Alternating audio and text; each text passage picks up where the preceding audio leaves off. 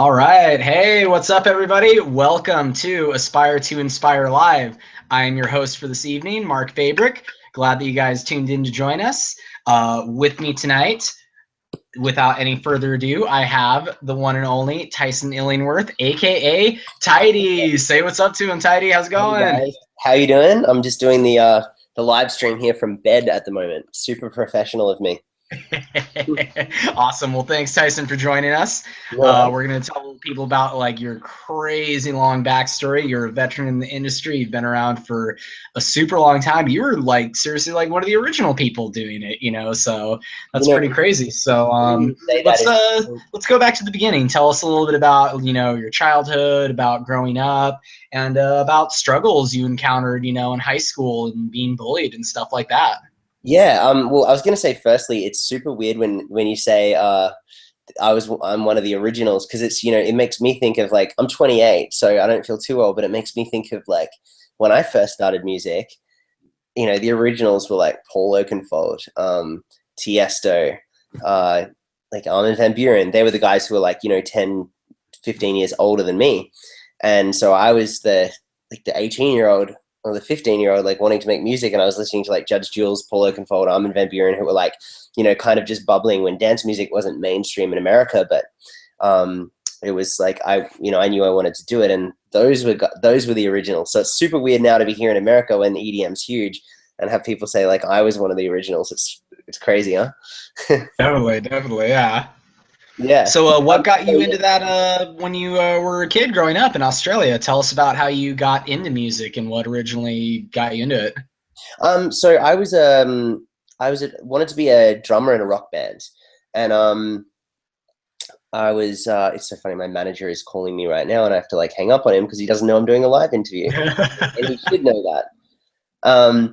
Yeah, so I wanted to be a drummer in a rock band. Like, I have this Blink 182 tattoo, like right here. And Nice. yeah, so I was like that 14, 15-year-old kid that was listening to like punk rock. And bands like Dashboard Confessional, Taking Back Sunday, The Used, the still bands I listen to today. But they were like my inspirations, and I thought I was going to be a drummer. And I was like, played drums for like 5 years. I heard electronic music when I was listening to Judge Jules's radio show in class back in like middle school, and I heard like I think it was like Adagio for Strings or one of those big dance records from back then, and I was just obsessed. I remember thinking, wait, I can make this all on a computer, like by myself, which was a lot to me a lot more logical than sitting down with a band of like four people trying to convince everyone, hey, like we're in like middle school, but let's all go and try to be the biggest band in the world and like do that for a career. So I was like, wait a minute, like I could do this myself. And I started like kind of dabbling around at school lunchtimes with making electronic music when I was a teenager, and I just fell in love with it. I was just like, this is what I'm gonna do. This is what I want to do for the rest of my life. Yeah, and I still continue playing drums, and yeah, Nice, nice. Have to retain that rock influence. The rock never dies, yeah. huh? The rock never dies. No, Right. absolutely not. Well, tell us a little bit about what it was like, being a teenager, being underage, and trying to get established as a DJ and established in the electronic scene, and the struggles you encountered doing that. Yeah, well, it was super hard. I think you were asking about like what it's like being bullied in school and stuff. I mean, that was already a challenge. It just sucked for me because I was like, I remember just not wanting to go to school because like everyone else played sport. They were like were good at things like that, like rugby and all that, and soccer. And I was just like not good at sport. I'm still not good at sport. So I was like that nerdy kind of kid. I was the nerdy music kid who was good at physics and chemistry. And it didn't really go my way in the favor of like being cool in school. But it kind of like it panned out for me in the long run, I guess, when music became my life. But yeah, moving on from that, some of the challenges, I guess, the hardest things for me were like, how do you get gigs when you're 16? How do you get, I'd bought turntables. I was using vinyl to DJ back then, not like Serato or anything like that. Actually, when DJs were playing vinyl, I had like crates of records. I would every weekend I would catch a train to my nearest city, which was Brisbane. So I grew up in this like small beach town called the Sunshine Coast, and I would like catch a train down to Brisbane City with like $100 to get like 5 records. They were like $20 a record. And I remember being like so excited about that, because you go into the record store and like, you know, listen to 100 and walk out of the store at the end of the day with like a bag of like 5 records. And I'd catch the train back an hour and a half, and slowly like built this record collection. And yeah, and I was like taught myself how to mix and everything from like, you know, mixing records in key and stuff like really kind of like just getting as like absorbed as I possibly could in electronic music. And then yeah, the hardest thing was like, okay, well, how do I get gigs? I'm not old enough to be in clubs. So I remember like flicking through like a magazine, like a street magazine of like, you know, music, like a music mag, and there was an ad for, it was called DJ Wars, and there was an ad for like to find the best DJs in Brisbane, in the city, that the major city I was near. And I was like, okay, I'm going to do that. So I contacted them and asked if I could be an applicant, and they was like, they said they were really hesitant because I was only like 15. And then eventually like they let me join it, even though they said I had to have like adult supervision in the club. So I joined the competition and ended up winning it.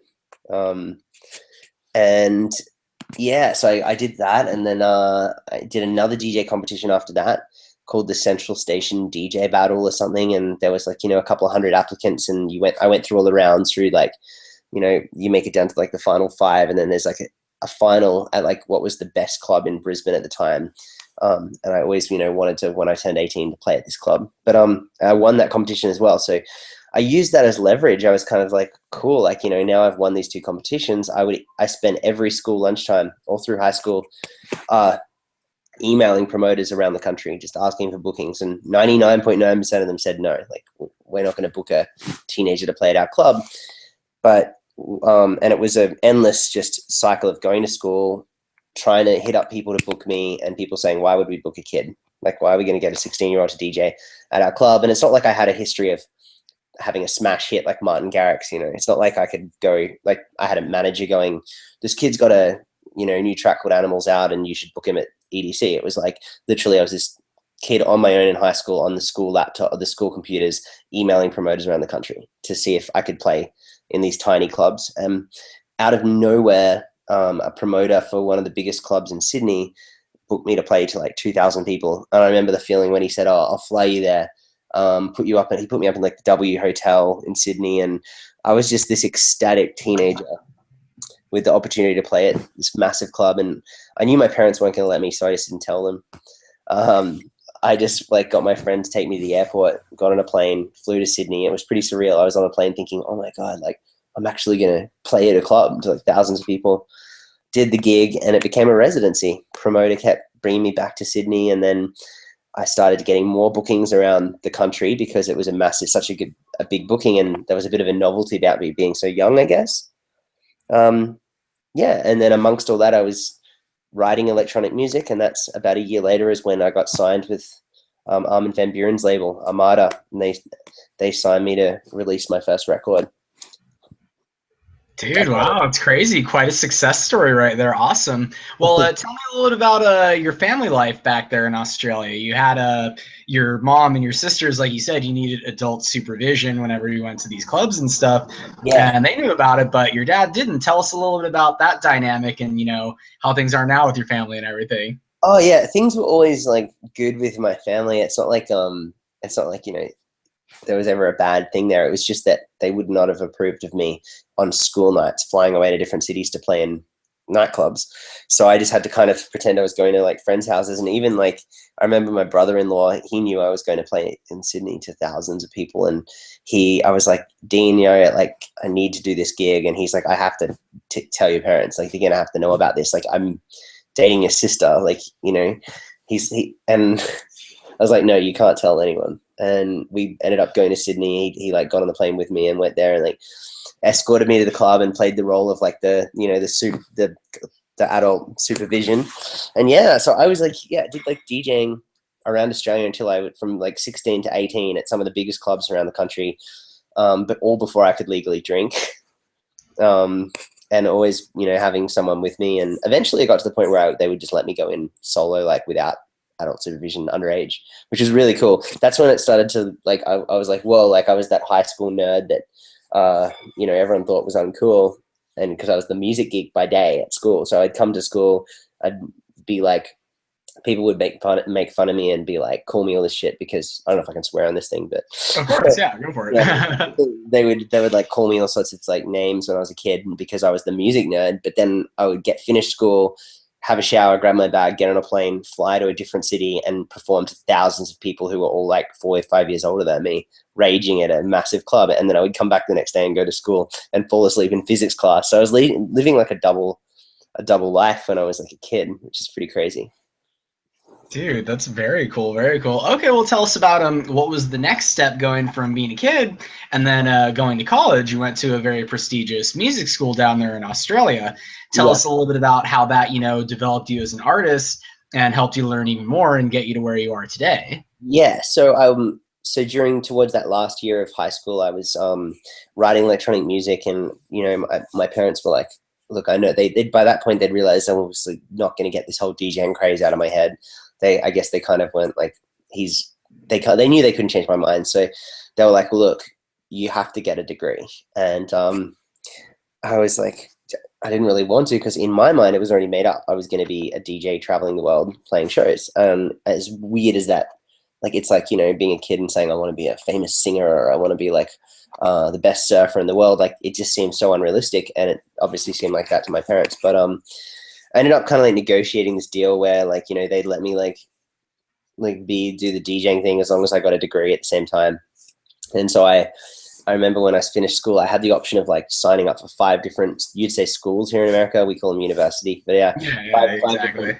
5 different college degrees I could have done. And I only wrote one down, and I picked the hardest one probably to get into, which was a Bachelor of Music Technology with the Queensland Conservatorium of Music. And that school is for like, classically trained musicians, jazz musicians, like basically anything, people who like opera singers, like these kids are like amazing musicians. And I was a DJ, so it was super, like, such a weird thing to go for. They didn't have a single DJ at this university.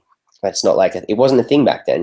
Now these days, people going to college, it's like everyone's a DJ. But back then, I was like the only one who was a DJ at this college that I got accepted to from like thousands of applicants.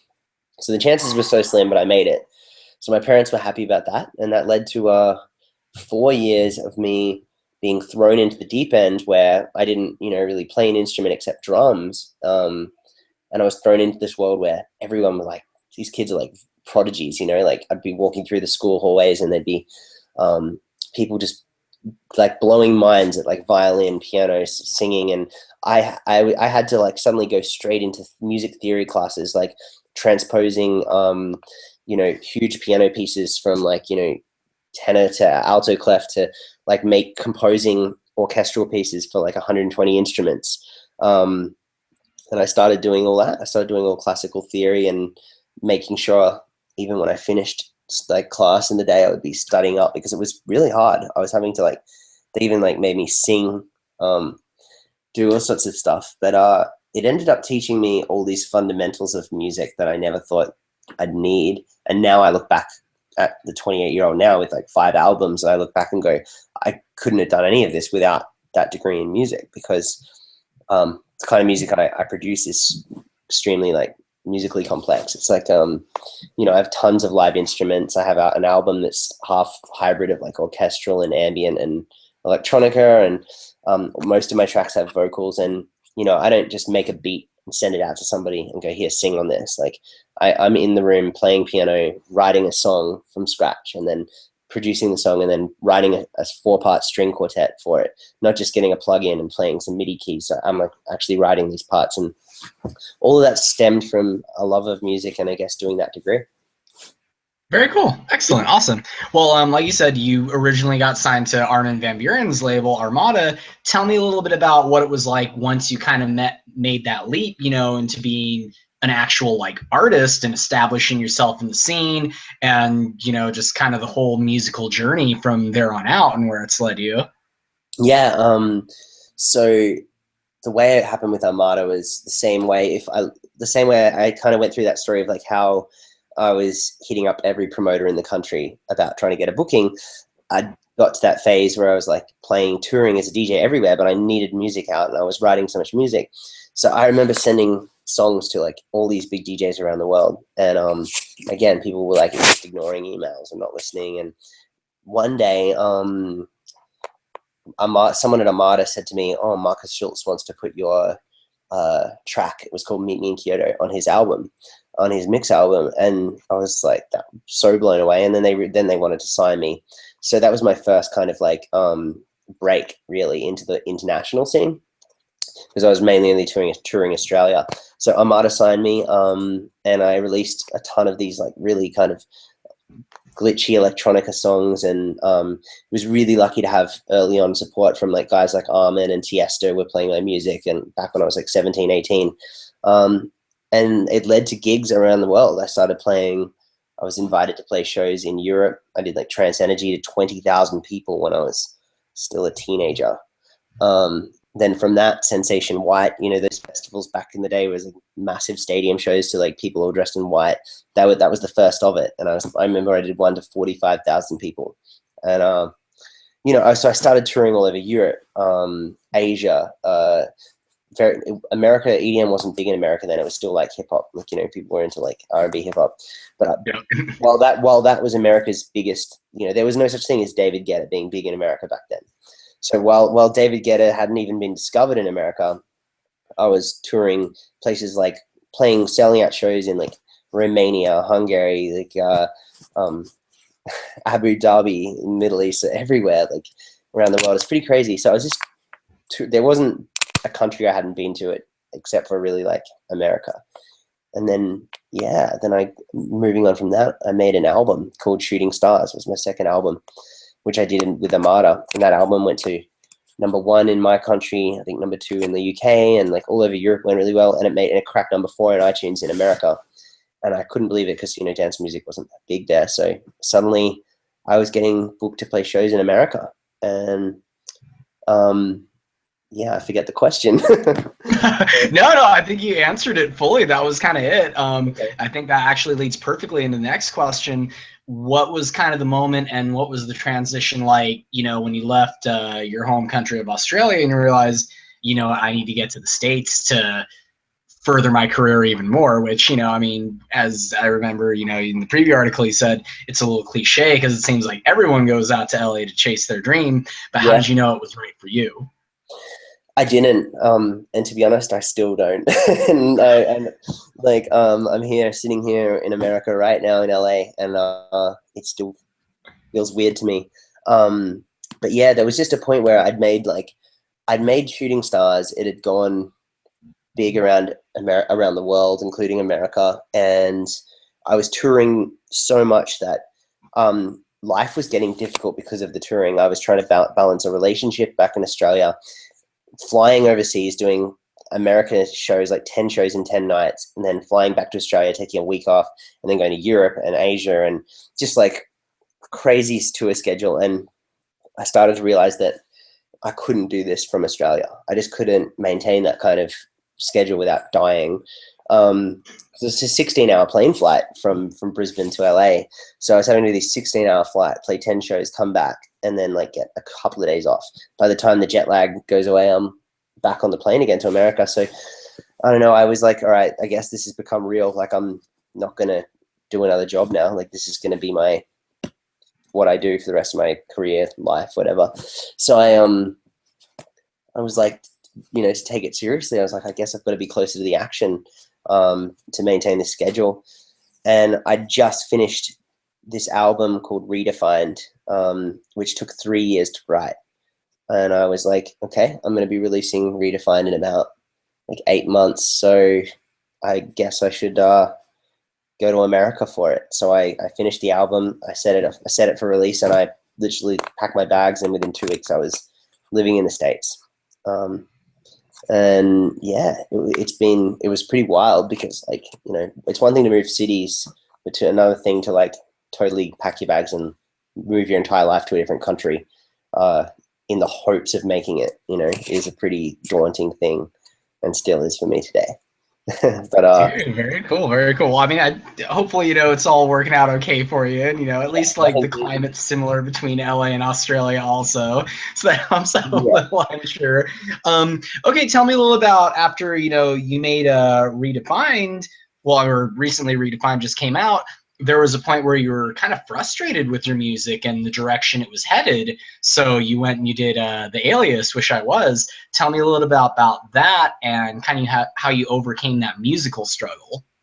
Yeah, it wasn't. See, the thing is, and you guys wrote about it in the article, which was really cool. But yeah, like, so Redefined for me was kind of around the point of where I hit that brink of like, I was frustrated for a while because dance music was really, to me, it was like, at the time, it was really basic. They weren't real songs. They were just like these repetitive kind of beats, and sometimes with really cheesy lyrics. This is subjective, remember, so I'm not shooting anyone down. But like, and at the time I was just like, I really wanted to somehow express all this stuff I'd learned at university and really show that I was a songwriter. So that's why I made a 20-track album. Like, who does a 20-track album? It seems just dumb, right? But I did that, and it was all like all songwriting, like all my songs had like a verse, chorus, bridge, chorus, that kind of structure. And I made the album, and I was like finally musically satisfied because I'd got it off my chest. I was like, I have a 20-song album. Not one song sounds like the other. And it was like such a great feeling to have this album out, and I knew it kind of like broke boundaries for me as an artist. If you listen to that album, I still listen to it today. I'm like, can't believe I made some of those records, some of those tracks on that record. And yeah, something happened with that album that I didn't expect, and that was the title track, Redefined, became huge in America. It became this year. I mean, it was out last year, obviously, on the album, but it blew up on radio. It's the #1 most played track on Sirius XM's BPM here in the States. It made its #1 dance airplay record in America. Had like quickly got like 3 million Spotify streams. So the Redefined track just went off to a level that I'd never planned for that album or any tracks on it. And that kind of success is on a song for me. It's like, that was hard to beat, really. It wasn't like, I never intended it for it to happen in the first place, except make a beautiful record. And so that happened. And then everyone was chasing me up to make a follow-up to that. Like, you need to make a record like Redefined. And I don't know, I suddenly, as soon as the pressure was on, like before there was any pressure, it was easy to make that record. But as soon as the pressure was on after that, which was like, you have to make something better than it, I started to get jaded about it. Like, I started to get like, I was forcing songwriting that I didn't want to do. I was back into this headspace where I wanted to make dark, weird, moody electronica with no real style. And I found myself sitting in the studio trying to force a big record, but ended up drinking ridiculous amounts in the middle of the night at like 4 a.m. being like, man, I just wish I could do this, or I wish I was that, or I wish I could have this vocal. Why can't I make lyrics that are this dark? Well, I wish I could. And suddenly it was born. I was like, you know what? Screw this whole trying to beat tyDi and be a bigger act than what I was when I did Redefine. I'm going to be Wish I Was. And I created a whole new identity for myself, which was all kind of like built around the darkest times in life. All the Wish I Was songs are like, some of them were done in 2 nights. They're like, I don't want to say poorly produced, but like, they weren't polished masterpieces. I never tried to be. They were like things that I would just make in the middle of the night and put them on SoundCloud, and no one was there to like A&R it. I made a rule of myself. I promised myself with Wish I Was, I wouldn't let anybody tell me what's good and what's bad, or someone tell me if this record isn't good enough. As soon as other people start having their input on what your songs should sound like, they're not yours anymore. They become like a commercial product just designed for sales. And Wish I Was wasn't about that. It was about me being just true to myself as an artist. I'm ranting on here, but I'll wrap it up. So the cool thing with Wish I Was is that I never told anyone it was me. For 7 months, I was this secret alias, just releasing music on SoundCloud, not expecting anything from it. A lot of people on my team knew I was doing it after a while, but they were like skeptical of this whole thing I was doing because everyone saw tyDi as the product, and I was more happy. I found myself being I think really enjoying life, being this dark midnight character that just drinks and thinks about all the wrong things in life and writes music about it. And it's kind of weird, but long story short, 7 months of doing that, and Wish I Was started developing a fan base out of nowhere. It started to get one of the tracks, Cutting Ties, has like collectively millions of plays on YouTube. DJs were playing the records. There was like 10,000 Twitter followers for this unknown alias of Wish I Was. There was blogs writing about it, speculating who it was. Like, and I remember reading some articles like it's a new young producer or it's a duo, but they must have this, like, where did they get their musical style from? And someone speculated it could have been Galantis, and people were saying it could have been Zoo. And then I was like, you know what? Like, I might just announce it's me one day, because I'd like kind of gotten over this whole phase of like needing to run away musically. So I announced it was me, and it was interesting, like, to see the reactions when people found out that Wish I Was just me. Dude, very cool. That's an awesome story right there. Well, what would be your advice for someone who's kind of going through a dark period where they're uncertain or they're frustrated, and how to come out back on top and rejuvenated the way that you have with all that right there? Yeah, the way I did is really only I guess applies to, it's personally to what I was. So like music, it was just that I was musically stuck. Well, not necessarily stuck. I could have been writing more tyDi records since Redefine, but I needed to vent musically. And, you know, a lot of artists, when they get writer's block, including myself before Wish I Was, it's literally that. You have writer's block and you don't know what to do with it. But my best advice is use that, find all the things that make you unhappy, and then and write about that. Sometimes the best art comes from a dark place. Sometimes not all art is happy, you know. Some of the lyrics in the Wish I Was songs, I don't even want to repeat to people. Like, they're pretty messed up, you know, and the stories of them are just like warped. And that's just from wanting to write about. Sometimes I wasn't happy when I was making the songs. I was just writing about a headspace I was in. I was 3/4 of the way through a bottle of tequila, and, you know, in the middle of the night, writing songs. And so I guess my advice is, you know, I'm definitely out of that headspace now. I'm like back as tyDi and more happier than ever. But I used the darkest times to create art, and from that I have something beautiful that I look back on. Wish I Was is now signed. There's a song, Cutting Ties, is on radio. There's an EP out, and I can look back and go, you know, I could have been that guy that was sitting around hating my work and not knowing what I can produce, and being like that at like 3 or 4 a.m. and just drinking and not doing anything with it. But I can now look back and go, wow, I created a whole new different character, and I have an EP to show for it. And it has thousands of fans. So I would say, like, no matter how you feel, you can always create art. Even if it's about the worst times in life, you can always, that's the beauty of art. You can't do that with other jobs. Like, if you're a doctor and you're not in the right headspace, you can't really go and operate on people. But as a painter or a songwriter or a producer, you can always write about anything you want. There's no rules to what you can do. And Wish I Was is a living proof of that I was sitting around for too long being like, I wish I could do this, I wish I could do that. And it turns out you can. If you wish you could, you just go and do it. And yeah, so my advice is, like, don't let styles hold you back, and don't let what other people's opinions are, like, stop you from being an artist, because it will just it'll block you more. But moral of the story is also, it got me to a way better place, and it helped me, once I got that out of my system, it helped me become, like, write new songs like I'm doing now and come back as tyDi. Dude, nice. That's freaking awesome right there. Well, I guess tell me a little bit about what the future of tyDi holds, and some of your hopes and dreams for you know, both the near term and the long term future. Yeah, totally. So, like, I've got my new single out called Tear Me Up, which has Nash Overstreet from the band Hot Shell Ray, and that is pretty much the opposite to Wish I Was. If you heard that song, it's like super happy, it's fun, it's about love, and the music video has like aliens abducting people, and I'm left in this, like, aliens abduct all the dudes. Sorry, yeah, all the dudes, and leave me in this like sea of women. And, like, you know, it's super fun. It's like a novelty song, and it's like a party summertime anthem.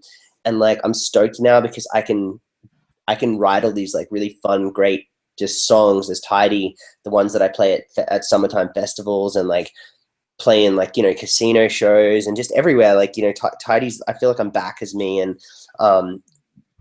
I can, you know, I'm gonna still continue the Wish I Was thing, But I think there's a new artist album coming very soon from me. I'm definitely a ton of tracks deep in new tyDi projects, and I'm hoping I don't like cross my fingers. I've already got a new single that's going to be out very soon before the end of the year.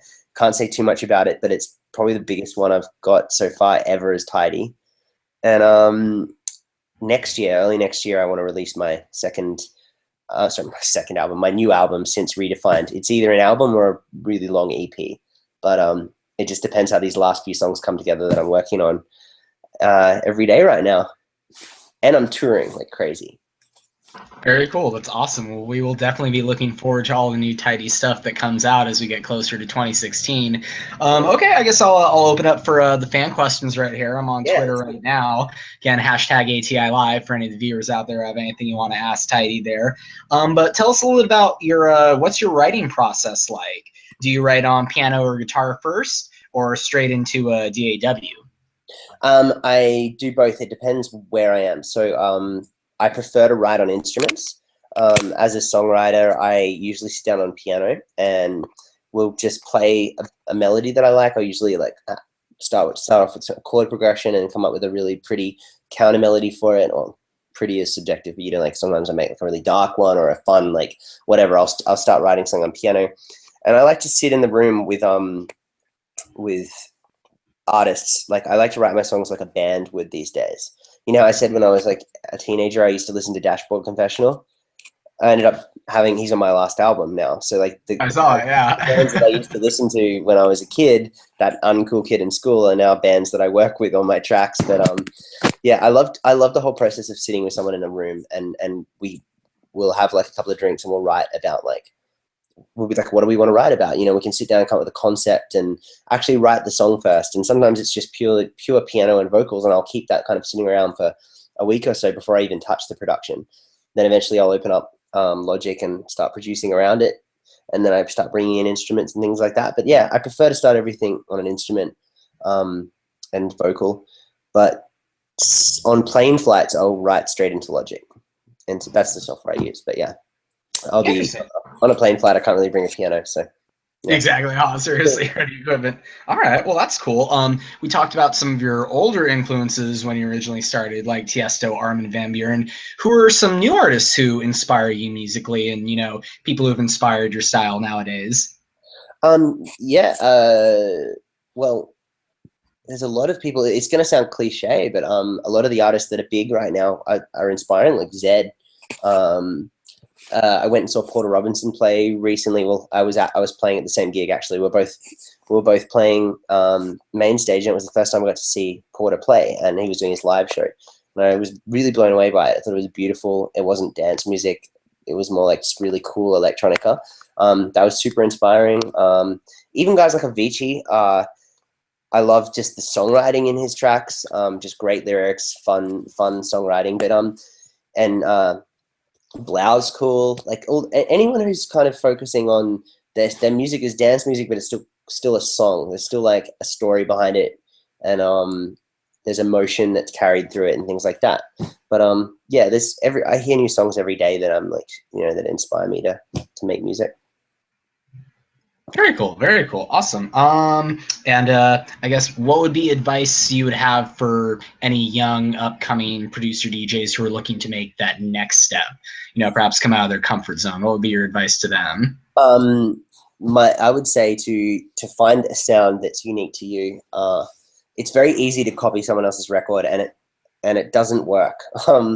I have a radio show called Global Sound System that I do every week, and for each episode I get sent probably about 3,000 tracks from people around the world, kids all around the world who want their tracks to be played on the radio show, and record labels, of course, everyone from like Armada to Spinnin' and Juno, they all send me tracks, brand new unreleased songs to play on the show.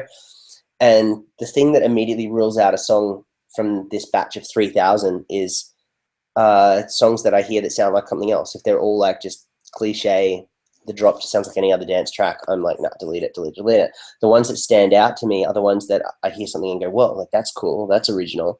And I think that's like a really good method to practice, is to find your own sound, because there's only going to be one Avicii levels. There's only going to be like one like Zed clarity. If you try to make a song that sounds exactly like that, because people do that and they think that that's going to work for them because it worked for Zed or it worked for Avicii, or it's already worked. Like there can't be a second song like that. There can't be another Mr. Probes, Waves, Schultz remix. Like, you know what? Once that's done, you've got to accept that they beat you to it and try to make something that's cool in your own style. So I think it's important for young producers to find their own sound that's unique to them. Like look at Skrillex. When he first came out with that sound, no one else had it, and he became this massive artist that he is today. And look at any of the big guys, they all have that in common. They all had a sound that was unique to them, and the world loved them for it. And I think that's what kids should strive for. And also to be songwriters as well as just producers. Dance music isn't just about making a beat and a banger and then sending it to get someone to put a vocal on it. I really think focusing on writing beautiful songs is really important these days. Excellent. Well, that's outstanding right there. Awesome. Well, I think that's about all we got right now for ATI Live. Do you have any final messages or words for the fans right there? Just thank you so much to your EDM and you guys for having me on here, and also to all my fans who are watching and have supported me for so long. I really appreciate it. And I'm going to see you guys somewhere around the world at one of my shows. And if you haven't had, you're actually probably the first interview to really chat to me in person about Wish I Was. So for anyone that's heard this and you haven't heard the music, check out soundcloud.com/Wish I Was, and you'll hear. If you know of my music and you haven't heard of Wish I Was, you're in for a treat, because you're going to hear a whole album that you didn't know I did, and it's sitting right there for you guys to hear. So thank you. Awesome. Thanks so much. Awesome. Tyson, we appreciate your time. Thanks so much for joining us, guys. Make sure to check out tyDi and Wish I Was on SoundCloud. Join us for the next broadcast. It's going to be November 11th with Pegboard Nerds. My name is Mark Fabric. Thanks for watching ATI Live, and keep on reading your ATM. Have a great day, everybody, and happy Halloween. Cheers. Cheers.